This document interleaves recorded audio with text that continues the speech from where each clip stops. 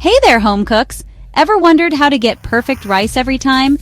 Let me share a little secret with you. When using a modern rice cooker, the question of whether to fluff the rice immediately or let it steam is common. Here's the trick. Modern rice cookers include a steaming process, so no extra waiting is needed. As soon as your rice cooker beeps, open the lid and give the rice a gentle stir. This simple step ensures that your rice stays fluffy and doesn't become lumpy or mushy. You see, cooking rice involves soaking, heating, and steaming.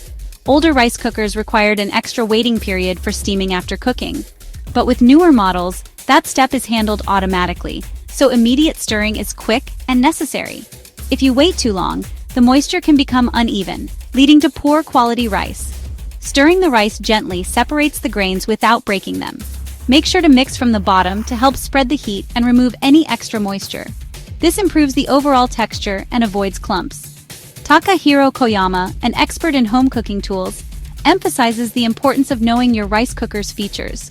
For older models, it's a good idea to check the manual for specific steaming needs, so follow these steps and enjoy perfect rice every time. Remember, the secret is in the stirring. Happy cooking!